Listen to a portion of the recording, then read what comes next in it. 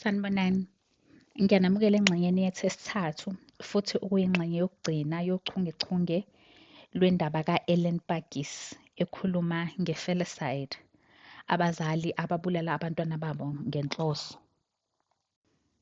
Isexwayiso, ezinye zezithombe ezisetshenziswe kule ndaba izithombe ezithathelwa kwi-movie eyenziwa ngempilo ka-Ellen Pagis. Lena-ke idalwa ukuthi azikho izithombe eziningi zika-Ellen nendodana yakhe u-Abby kanye namanye amalungu omndeni wakhe ezikhona kwi-inthanethi. U-Ellen wazama ngandlela zonke ukusiza indodana yakhe u-Adam. Wayengafuni ukumxosha, kodwa futhi wabe esehlulekile ukuhlala naye endlini eyodwa.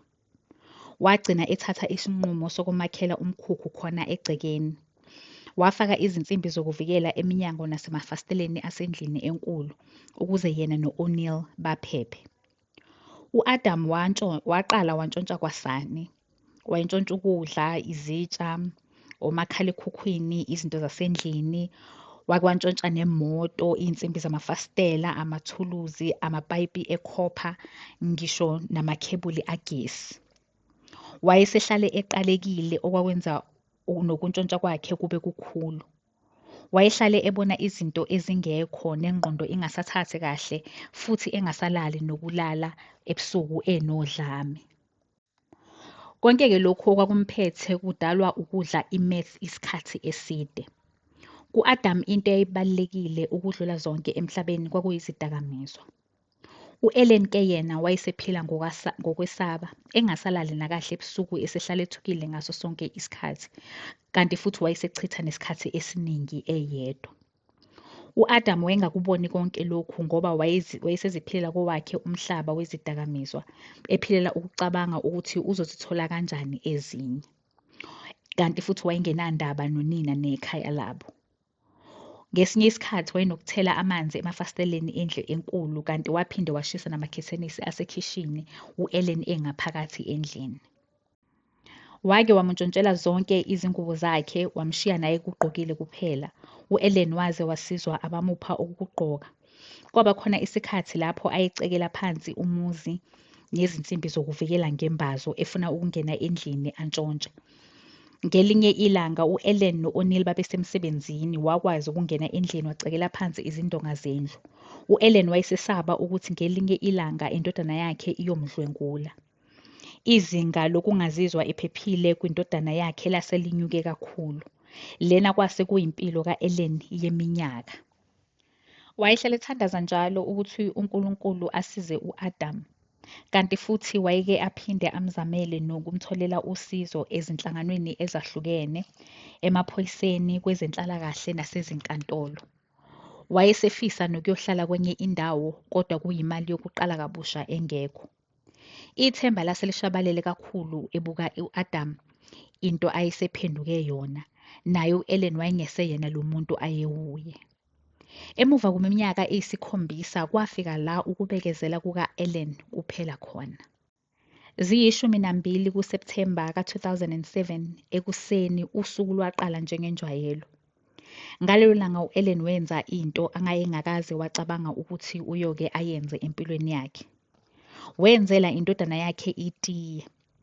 Wathi mangabe efika wafica u-Adam elele phansi endlini yakhe endwazile. Wamvusa wathi akagibele embhedeni.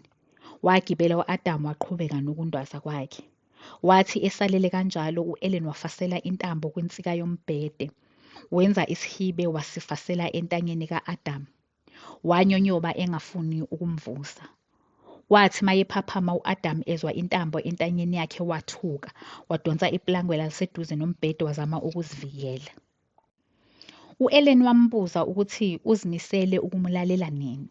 Waphendula ngokuthi, "Mama, sengizokulalela manje."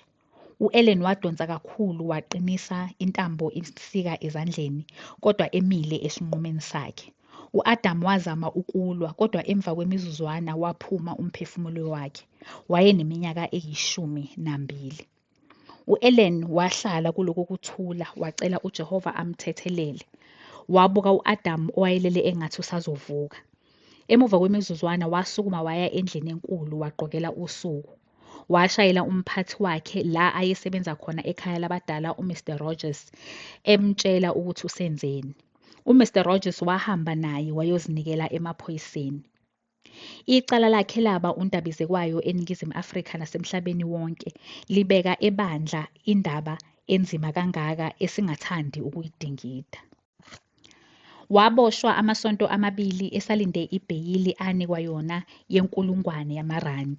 Ibheyili yakhe yahlanganiswa umphakathi owawungenankinga ukuthi alindele ukungena kwecala lakhe ekhaya.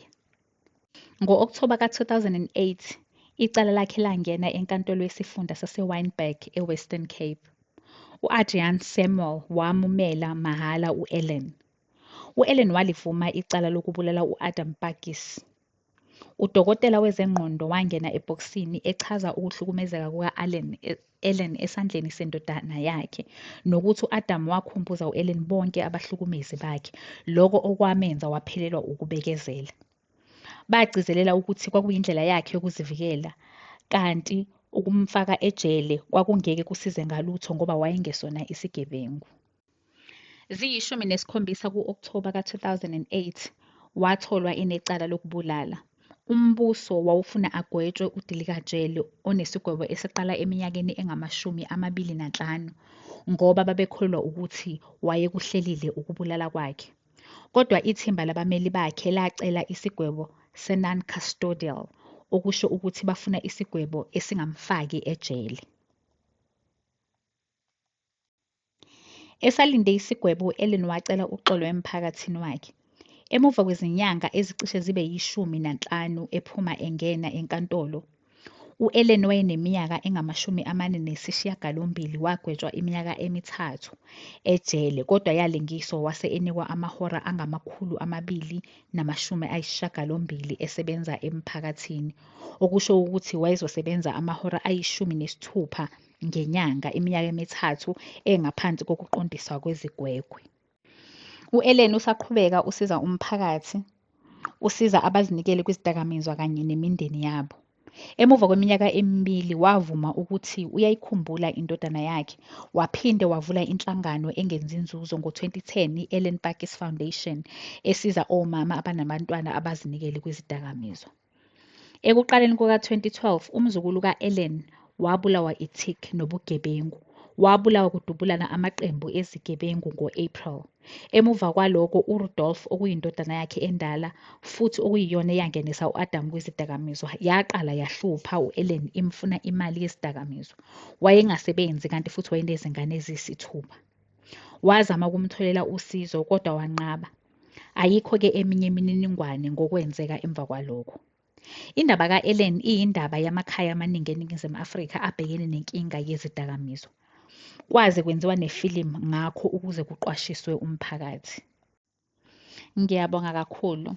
Ngisacela ukuthi ningakhohlwa ukulike, nishere, ukukhomenta kanye nokufollowa.